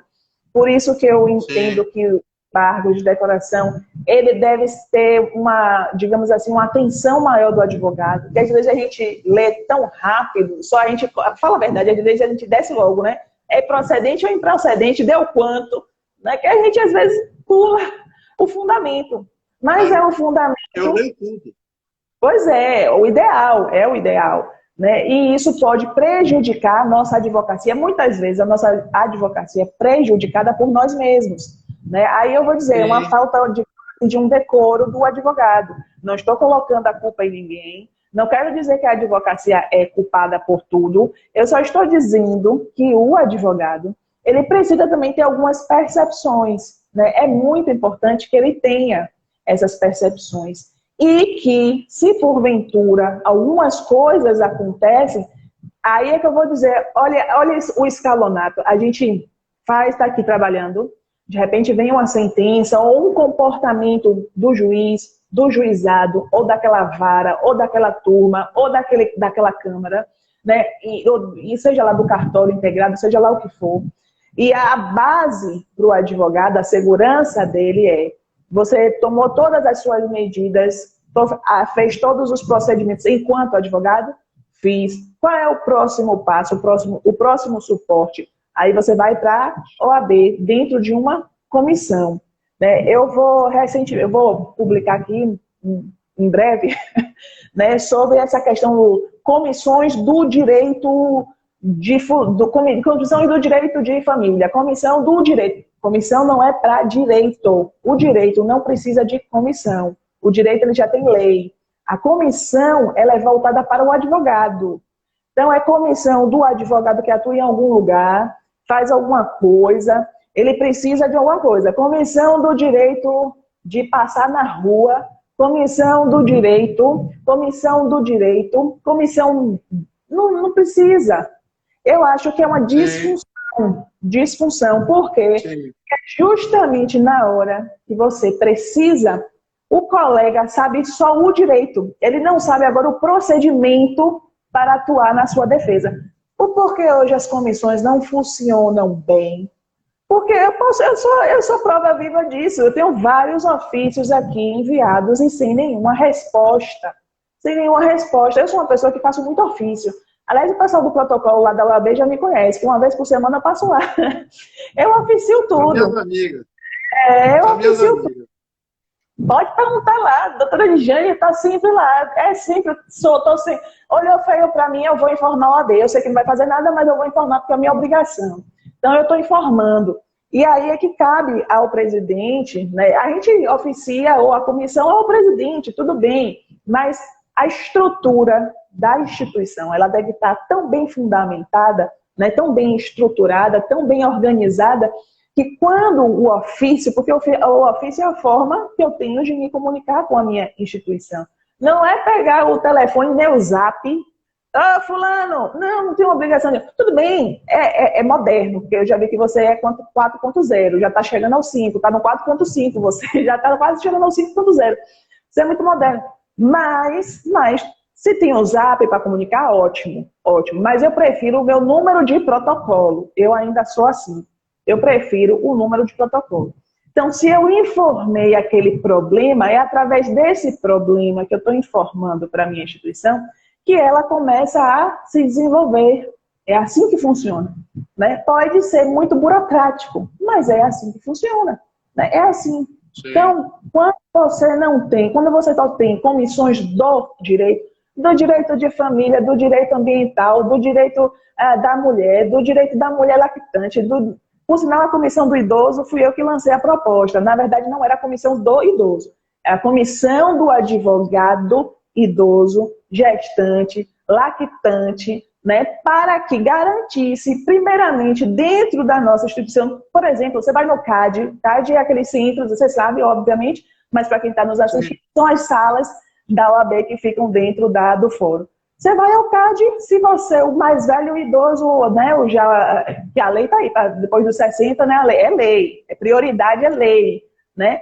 O colega chegar primeiro, passo na frente dele, né? Isso me incomodou um pouco, né? Então, o certo é, se a minha própria instituição dá preferência, ou ter salas reservadas para preferência, para o colega. Aí eu fiz essa proposta, mas a proposta era para o advogado. Aí fizeram a comissão do idoso, mas não era só do idoso, tinha gestante, lactante, né? Outras coisas, porém, só fizeram do idoso. Então, o que aquela comissão faz com o idoso? Nada, porque nem dentro da própria OAB você tem prioridade. Né? Então, eu estou vendo seus cabelos brancos, creio eu que você já está chegando ao 6.0. Né? Mas se você... Pronto. É genético. Né? Mas hoje nossos colegas não têm aí essa prioridade. Então, seria interessante que as comissões, eu estou fazendo um apelo agora, que o presidente das nossas comissões, né, por sinal, eu já falei em uma live passada, repito, eu pedi recentemente afastamento imediato do presidente de comissão de reprerrogativas, né, pela falta de conduta, Presidente que arquiva pedido de advogado, alegando que não é caso de violação de prerrogativa, é um eterno ignorante. Ele é um eterno ignorante. Ele precisa ser afastado imediatamente, porque se ele está olhando a violação, é porque ele nem sabe o que é direito. Ele não sabe nem o que é o direito, principalmente a prerrogativa. Então, dá fora, porque você não sabe o que você faz, você atrapalha a minha vida, né, como advogada. Tantas e tantas mensagens já recebi aqui, telefonemas de colegas que têm vergonha, que não querem, eu não vou lá pedir a comissão, não, porque eu sei que não vai fazer nada. Não vai fazer nada, mas eu que não posso, então eu não posso falar em nome da OAB. Né? Algumas vezes a gente, porque conhece fulano, ciclano, a gente dá um jeitinho, mas jeitinho não é para advogado. Jeitinho não é. Então, eu acho que eu já faço aqui a menção, aproveito, né, aos colegas que estão aqui nos assistindo, né, que pelo amor de Deus, ou amor à advocacia, qualquer semelhança é mera coincidência, né, que por gentileza abram, né, a visão para ver a nossa estrutura. Você hoje, com 85 comissões, porque comissão é trabalho de base, gente, é a base da pirâmide. Né? Presidência é o topo, né? Então é o topo. Então, muitas vezes eu nem sequer posso reclamar do meu presidente. Obviamente que ele é o gestor, ele é responsável por muita coisa, não isento, porque o gestor ele tem que estar de olho, ele é o administrador, então ele está sempre responsável, a responsabilidade é solidária, né? Mas é importante que os colegas, né, tenham um pouquinho mais de zelo e um pouquinho mais, leve um pouco mais de importância, né, à nossa instituição. A gente precisa muito de um olhar mais sensível do eleitorado. Estamos em uma época de eleição, é bem verdade, né, uma época que muitos interesses afloram, né, uma época que digamos assim, muitos gatilhos mentais estão sendo aí jogados, né? E é importante que o eleitorado, que somos nós... quem entrou aqui é o doutor Adilon, meu cordial boa noite. Boa noite. O doutor Adilon entrou aqui, né? E estou aqui falando, Adilon, estou desabafando, né? Ele aí, a proposta da ação, o dono da proposta. Né? Então, seria interessante que os nossos colegas tivessem essa percepção. Perguntei aos portos segurança, né? Eles têm essa percepção da segurança, eles receberam nessa gestão, que ainda estamos nessa gestão, né? Essa segurança da instituição? Olha, eu acho que não, porque houve muita reclamação, principalmente quando houve a retomada, né, da justiça, aliás, o Poder Judiciário da Bahia até hoje não retomou, né? Ou seja, os juízes não querem voltar a ir para o fórum, então eles ficam em casa. E os advogados têm tido muita dificuldade, principalmente de acessar balcão virtual, de agendar com o juiz. É uma reclamação diária, cotidiana. E a prerrogativa realmente não tem funcionado o suficiente. Geralmente, a intervenção é do presidente local, ou seja, recai sobre o presidente toda a atribuição de ir falar com o juiz, de ir falar com o magistrado, com o servidor. Até pouco tempo, por exemplo, na Vara Civil de Porto Seguro, o que eu achei um absurdo é o juiz não disponibilizava de um servidor para mandar o link para o advogado que estava agendado para falar com ele. Ele delegava ao presidente da OAB a função de ele mandar o link para o advogado. E eu não sabia disso, eu só vim descobrir depois, porque eu entrei em contato com a diretora da Vara e disse assim, você não está me enviando o link? Que negócio é esse? Eu vou perder o agendamento com o juiz? Não, seu presidente é que tem um link. Meu presidente, a obrigação do meu presidente, eu tenho que pedir ao presidente para poder mandar o link para mim, quando a obrigação é de vocês, do cartório. Era uma coisa absurda. E aí eu acho que isso foi reparado. Eu acho que isso foi reparado. Porque há um grupo interno dos advogados de Porto Seguro, onde, né, todos comentam as coisas que acontecem no dia a dia. E aí eu digo a vocês sobre prerrogativa o seguinte: Paulo Gustavo, aquele famoso comediante, ele dizia assim, ele cunhou essa frase que eu achei fantástica, que eu vou plagiar ele também. Ele dizia assim: fazer humor no Brasil é um ato de resistência. Eu digo, defender a prerrogativa na Bahia é um ato de resistência. Entendeu? Eu considero um ato de resistência. Ou seja, nós temos que brigar, nós temos que lutar, nós temos que nos unir. A advocacia tem que ser unida. Se a advocacia não for unida, nós não teremos prerrogativas boas, né? Não teremos nem respeito. Não teremos respeito nem do tribunal, nem do juiz, nem de nenhum tribunal. Entendeu? Então, é a união dos advogados que faz a prerrogativa se tornar efetiva.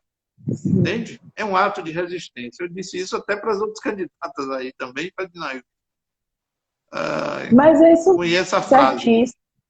O Walter está dizendo aqui, o objetivo das comissões é desenvolver o tema de objeto da comissão e difundir na sociedade o conhecimento da matéria. O cidadão consciente dos seus direitos, por certo, irão buscar os advogados. Eu não entendo assim. Eu entendo que eu acho que a comissão não é difundir direito, ela não está ali para isso. Né? Ela está ali para servir ao advogado. Filosofou muito. Oi? O Walter filosofou muito aí. Porque, primeiro, a lei diz que ninguém se exime de cumprir uma obrigação alegando que não a conhece.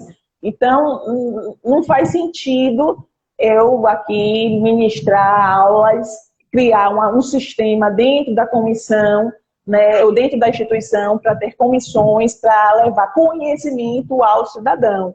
E, nesse caso, não seria a comissão, seria a ESA, que é o centro de estudo da própria advocacia. Então, ela faz aí cursos gratuitos para a sociedade, né, e leve o direito. Mas a comissão, dentro da instituição, ela não é para difundir direito para a sociedade, ela é para servir ao advogado. Ela é a proteção do advogado, é a estrutura da instituição. Aliás, a OAB, ela é do advogado, ela não é da sociedade. Então, tudo que tem dentro da OAB, ela é destinada para o advogado. Agora, se quer prestar serviço de saúde à sociedade, tem a CAAB. Se quer prestar educação à sociedade, tem a ESA. E se quer prestar um bom serviço ao advogado, tem a OAB. Então, é assim que eu penso, pelo menos estruturalmente, é assim, no meu ponto de vista, e na minha gestão vai ser.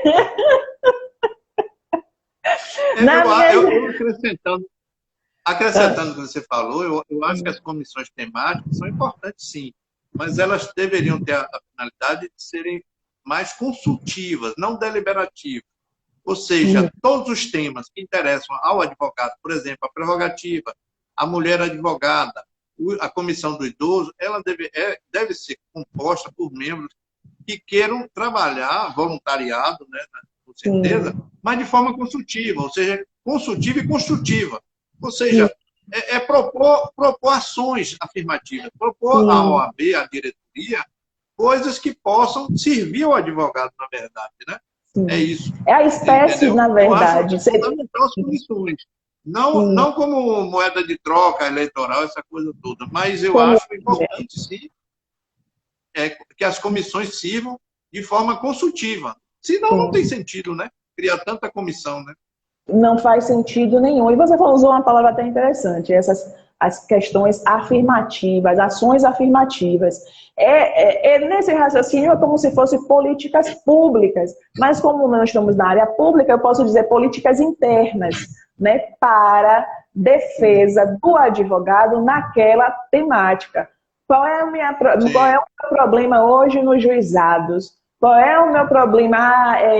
Baixas indenizações, baixos... Por exemplo, eu acho que a OAB já deveria ter realmente ter uma política muito mais forte em questão às indenizações. Não é que a gente queira dinheiro, mas observe, não faz sentido você estar acompanhado, o cliente, na verdade o autor, está acompanhado de advogado e uma indenização ser abaixo do teto de uma pessoa que está sem advogado. Porque no juizado você tem, com advogado, sem advogado, 20 salários mínimos, com advogado, 40. Isso. Mas se você está com um advogado, sua indenização ser abaixo dos 20, não faz sentido, no meu ponto de vista, por mais que o juiz tenha liberdade, né, de fixar, mas eu posso não ganhar o teto, mas não bater nem o teto de quem está sem advogado. Na minha visão, a OAB poderia ter, há muitos anos, desde que entrei, já poderia estar aí nesse debate. É um debate, eu sei que não vai ser de um dia para o outro, mas um debate muito forte, não só com o Tribunal de Justiça da Bahia, mas com o do Brasil inteiro. Qual seria a proposta?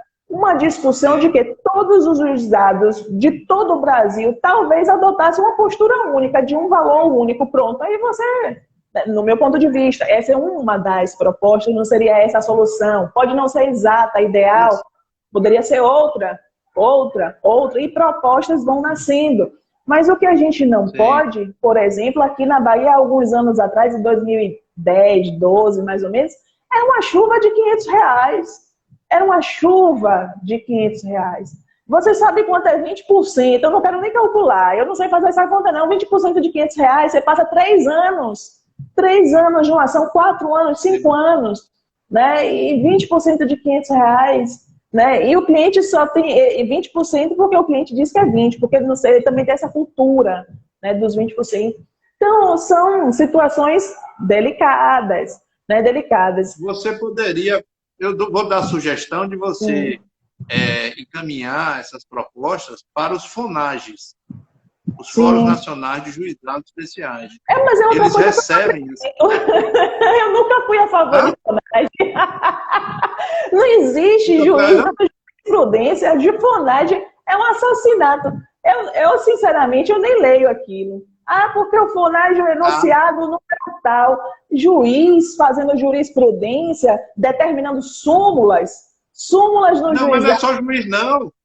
Mas não é só juiz, é aberto aos advogados também. Né? Mas o advogado que é de comissão, no geral, de comissão da OAB, piorou, porque se for contar a presidente da comissão de juizado da OAB Bahia, com todo respeito à colega, mas é um fiasco. A comissão não funciona, todo mundo sabe disso. Né? Virou uma espécie de palco para juiz fazer palestra. Eu não entendi. Então, assim, bom, eu não vou aqui, porque senão vou me aquecer. Meu coração vai ferver. E a ideia é você ser o convidado e não eu. É porque quando eu falo em advocacia eu me empolgo, né? Então eu vou aqui... Mas isso aí tem sido bom, porque você é um bate-papo, na verdade, né? Sim, não existe... Você é a minha anfitriã, mas é um bate-papo, na verdade. Boa, gostei. É uma troca de experiência. Como é bom falar com advogado, a gente tem logo defesa. O Walter está dizendo aqui, na gestão de Dinailton, as comissões desenvolvia os temas, organizava as audiências públicas e fazíamos palestras de temas relevantes à sociedade, como o direito do consumidor na praça pública. É bacana, é ótimo, mas é uma das atitudes, uma das ações de uma comissão. Ela não é só para isso, ela não é específica para isso.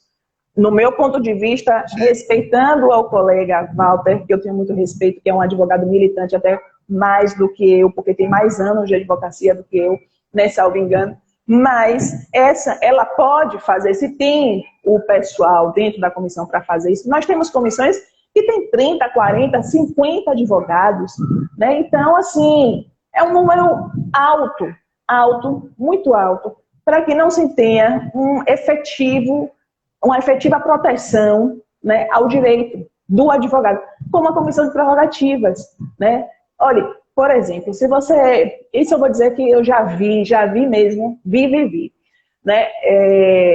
Você pede, eu vou pedir, não foi uma vez nem duas, ao presidente, encaminhar um ofício ao presidente da comissão de prerrogativas, né, de que eu preciso daquela atuação da comissão. Meu pedido é arquivado porque ele entende que não tem sentido, não tem violação de prerrogativa. Mas eu já vi em processos de outros colegas, né, despachos e ofícios de procurador de prerrogativa, né? Então, eu não entendi. Eu não vou aqui entrar em detalhes, né? Mas, ou seja, no final, quem é amigo, né? Então, são coisas que a gente não pode mais permitir. Eu volto a dizer, eu faço um apelo aqui aos colegas, né? Eu faço um apelo muito grande, porque eu advogo, vivo da advocacia, tenho muito, assim, cuidado com a minha advocacia, vejo a advocacia dos colegas, eu vejo muito a advocacia dos colegas, porque os colegas, querendo ou não, eles me consultam bastante. Eu tenho prestado assim, um grande favor, mas eu não posso mais dar todo esse suporte. Chega uma hora que a gente não pode. Eu tenho outras atividades, aumentou o número para mim, né, de atividades e tudo mais. Então, assim, o que eu desejo para o meu colega, eu não estou dizendo que meu sonho, meu desejo é ser a presidente, não. Não, eu estou dizendo que eu quero uma instituição que funcione. Seja lá com quem for, seja porque é a escolha dos colegas. Os colegas escolheram, ótimo, bacana. Façam trabalho, façam. Atendam a todos, a todos. Nós temos hoje 70 mil advogados, 70 mil. Prerrogativas não vai bem. E tantas outras coisas que eu poderia ficar aqui citando, que todo mundo já sabe, né? Então, assim, o que nós precisamos hoje? Um olhar mais atento dos nossos dirigentes e um olhar mais responsável dos nossos colegas. Porque se muitas coisas que passo hoje, eu sei que não é culpa só do presidente. Eu sei disso. Eu não posso culpá-lo por tudo. Eu não posso, até porque eu também sou presidente de instituição e sei como funciona uma instituição. Mas, querendo ou não, eu vou ter que culpá-lo, porque se ele não observa o que acontece dentro de casa, como você falou, é sua segunda casa. Por que você sabe o que acontece na sua segunda casa? Porque você frequenta a sua casa. Você cuida da sua casa. Você olha a sua casa. Então, presidente que não atende, por exemplo, advogado. O advogado vai lá na sede, o presidente está na sede, mas não atende, ou nunca está na sede, né? Enfim, não que ele tenha que morar na sede, né? Mas ele é o presidente, né? Comissão que não atende o advogado. Mas isso, eu sou testemunha de que Dinailton, por exemplo, era um presidente presente. Sim, muito. Dinailton estava lá, até em sacrifício da advocacia dele, ele estava sempre na sede da OAB. Eu me recordo disso, entendeu? Sim. Ele era um presidente que atendia a todos.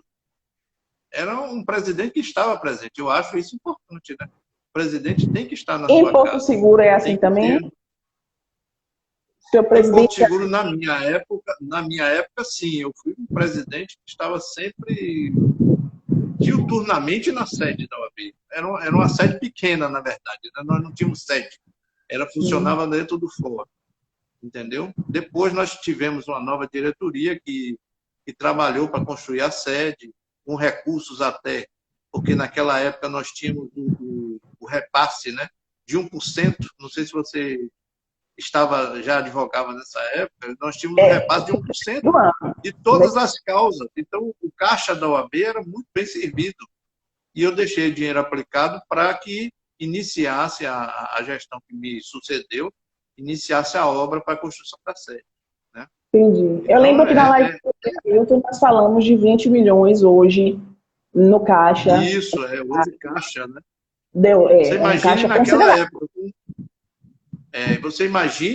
época, com um repasse de 1% do valor das causas, que até um máximo do teto de um salário mínimo, que era repassado para a OAB, entendeu?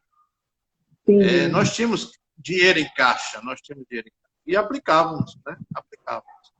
E hoje a diretoria também está presente na ordem, mas com a pandemia, lógico que isso Justifica, né? Sim. Prejudicou um pouco, né, a gestão. Entendeu? Sim. Mas estamos retomando aos pouquinhos daí. Estamos retomando. Eu estou sempre lá. Eu sei que eu estou sempre lá na OAB. Sempre acolho os colegas também.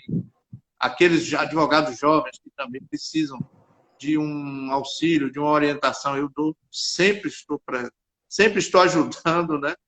Então eu sou assim, eu sou muito solidário aos colegas, entendeu? Sim. Eduardo, se você fosse resumir a advocacia hoje, a sua visão da advocacia, tanto de Porto Seguro como da Bahia, se você tem processos aqui na capital, enfim, no todo, como é que você hoje definiria a advocacia, ou resumiria a advocacia baiana?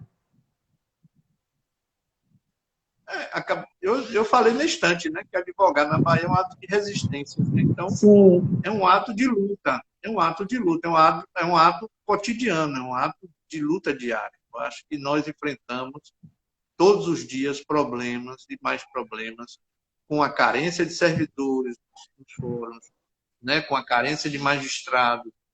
Não adianta eu defender a vara lá de Guaratinga, que tem pouquíssimos funcionários e não tem um juiz titular. E, às vezes, eu tenho que me deslocar até lá, como aconteceu, porque eu não consegui acessar o banco virtual, o balcão virtual tinha eu fui informado que lá tinha um funcionário que atenderia o balcão virtual, mas não adiantou, eu tentei várias vezes. Tentei telefonar para o fórum de lá, e o fórum de lá não atendia. Então, é uma deficiência geral, né? Essa deficiência só vai ser enfrentada com uma boa gestão do Tribunal de Justiça, né? Uma gestão que valorize o servidor também, porque os servidores também estão desgastados, entendeu? Estão pressionados, é terrível. Então, advogar na área estadual, na Bahia, é um ato de resistência. Na Justiça do Trabalho, eu não vejo esse problema. Temos problema, sim, aqui local, né? Porque, por exemplo, nós temos um magistrado que foi promovido agora e a nossa juíza titular está afastada por motivo de licença de saúde. Então, nós temos essa dificuldade hoje no Justiça do Trabalho. As audiências ainda não são híbridas, as audiências são telepresenciais, mas estão ocorrendo. A OAB, parabéns ao nosso presidente atual, que ele me disse que foi convocado de última hora para participar do pleno do TRT, para conseguir que mantivesse um magistrado aqui, pelo menos até alguma solução definitiva, né, futura, da titularidade daqui da magistratura. A Justiça Federal não é aqui a sede, é em Unapo, então nós temos também essa dificuldade de deslocamento, mas estamos fazendo o que é possível. Né? Os advogados previdenciaristas estão online, estão fazendo suas petições online. Em geral, previdenciário não tem audiência, é julgamento, matéria de direito, às vezes, né? Ou demanda uma perícia no máximo. Então, eles estão bem. É a advocacia que mais cresceu hoje, é a previdenciarista. Depois vem a vara de família. Foi feita uma pesquisa pela OAB Federal, né?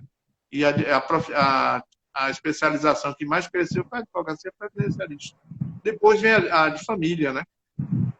E a atuação da vara de família também. Aqui a gente tem um magistrado que estava substituindo outras comarcas, tem esse também, esses perrengues, né? Que o magistrado tem que sair, tem que atender. O juiz titular daqui atendia Alagoinhas e atendia Mucuri. Então, ele substituía Alagoinhas e substituía Mucuri. Online, à distância, mas tinha esse... Então, a demanda de Porto Seguro ficava um pouco prejudicada, né? Por conta dessa situação. Então, eu vejo a Bahia ainda precisa avançar, né? O judiciário precisa avançar, precisa focar na sua gestão e colocar servidores, né? Atender os servidores. Perfeito. Mas a advocacia é um pouco, vamos dizer assim, um brasileiro é um pouco esquizofrênico. Ora ele reclama que o juiz não está atendendo e os processos não andam, e quando o juiz bota o processo para andar, esse juiz está muito rápido na demanda, e aí você reclama porque você está sendo muito intimado. Então, nós temos essa visão um pouco esquizofrênica mesmo, entendeu? De não saber assim, se o que é melhor é o juiz que trabalha e que bota os processos para andar, ou se é melhor ter um meio termo, ou se é melhor que o juiz não trabalhe tanto, e aí você tem tempo para poder atender seus processos. É complicado, né? Um pouquinho complicado. Nós temos que ir para o divã. Para o divã. Ou seja, a gente não tem... que ir para o divã. É verdade. A gente não tem uma medida certa e exata para todos os problemas, né? Eu vou aqui agradecer, né, a todos. O Odilon está dizendo aqui que em Porto Seguro devem apoiar incondicionalmente o nosso representante aqui, nosso estimado colega José Eduardo, estimado. Odilon gosta dessa palavra, estimado. Obrigado, Odilon. É uma pessoa muito boa. Obrigado, Odilon, pelas palavras. Tive o prazer de estar com ele no aniversário dele, que honra, né, que comemoramos lá no clube da OAB Bahia, aqui da Salvador. Então, foi muito bom. Perdeu. Se eu pudesse, eu estaria em todas as reuniões aí, mas infelizmente não está. Pois é. Né? Então, eu deixo aqui meu muito obrigado a todos que participaram dessa live. Nós estamos chegando aqui ao finalzinho. E eu vou pedir ao meu colega, né, o nosso convidado, o José Eduardo, que faça suas considerações finais, né, sobre minha advocacia, ou sua advocacia. É isso. É nossa advocacia, né? Eu acho que a advocacia tem que ser... Nossa advocacia, ela tem que ser plural. Eu entendo que a OAB é para todos, né? E é esse o meu mote. Eu acho que a OAB, o espaço físico da OAB deve ser para receber bem o advogado. O advogado tem que se sentir valorizado. Sem um advogado valorizado, nós não teremos uma boa advocacia. A cultura jurídica, eu digo isso a todos os colegas, não adianta vocês formarem, se graduarem em direito e não continuarem estudando, não continuarem se especializando. Às vezes os colegas reclamam porque eu sou você me falou que eu sou um que compartilha tudo. E realmente, eu faço isso e os colegas, e às vezes os colegas não compreendem, né? Muitos dizem assim, rapaz, mas você compartilha live demais, você participa de todas, essa coisa. Eu digo, não dá para participar de todas.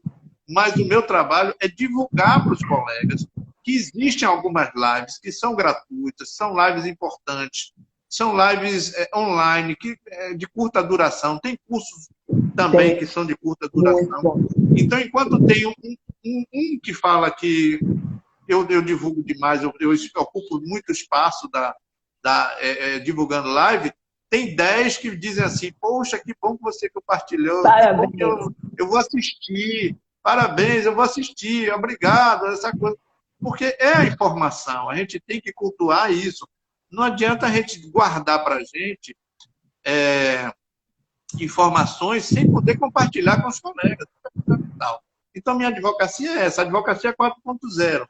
A justiça já está nesse caminho. E eu acho que voltar é um retrocesso. Então, vamos para frente. A advocacia tem que ser isso. A gente tem que se adaptar, entendeu? Ao novo mundo, né? Com certeza. Muito bom. Eu também gosto de assistir live. Eu assisti bastante. Logo no início da pandemia, eu assisti mais de 200 lives. que eu queria entender esse universo, né? Porque até então, até antes da pandemia, eu não tinha tanta familiaridade com o Instagram. Era só uma rede social que, para mim, não tinha nenhum tipo de serventia, né? Mas foi com a pandemia que eu precisei, acho que não só eu, mas os colegas precisamos ainda mais, porque não chegamos ainda, talvez, um fator, né? Talvez, não sei, alguns já chegaram, que eu acompanho, né? Já entenderam melhor como usar esse instrumento. E aí fica aqui também a dica para os colegas, o marketing jurídico, né? Essa questão, a gente não pode publicizar, então como a gente poderia abordar, usar essa ferramenta, esse instrumento hoje, para alavancar a nossa advocacia. E fui obrigada a fazer isso também, porque até então eu era aquela pessoa que estava o dia todo no fórum, não tinha tempo para ficar em rede social, no máximo WhatsApp. Então isso realmente eu vou dizer. E aí eu vou dizer, as lives me ajudaram bastante, bastante também. Então realmente eu concordo com você, agradeço pelos compartilhamentos, muito, muito, muito. A Josiane está falando aqui, ó, doutor Eduardo, experiência não falta, né, como representante da OAB de Porto Seguro, homem de palha, é isso mesmo, é homem de palha, bem e honesto, que nem o doutor, o pai, acho que é seu pai, doutor Benedito, é isso? É verdade. Um grande homem, doutor Benedito, que já foi aí presidente da OAB de Porto Seguro, a subseção. Muito bom. Eu lhe agradeço, fico feliz por recebê-lo, bastante feliz por recebê-lo, né? Uma honra. Eu tenho certeza que essa eleição será, assim, ainda vai trazer muitas surpresas para nós, né? Para Porto Seguro também, estou certa disso. Eu espero que os colegas que acompanharam aqui possam ter mudado um pouquinho ou parado para pensar aqui as nossas necessidades. Nós não estamos falando para criticar, nós só queremos mudar para melhorar. Só isso, nada mais. Né? É o nosso caráter, é o que a gente tem, o que a gente deseja, porque, como bem falou o doutor Eduardo, né, a OAB é a nossa segunda casa. Segunda casa, e a gente precisa cuidar da casa. Então, precisamos todos cuidar da casa. Doutor, um beijo pro senhor. Satisfação Beijo de tê-lo aqui. Foi minha primeira live, viu? Hã? Como? Essa foi a primeira live. Ai, que fofo! Obrigada pela honra. Eu que estou honrado. Eu estou honrado de você ter me convidado. Beijo. Tchau para você, tchau para todos. Tchauzinho. Tchau, tchau. Valeu.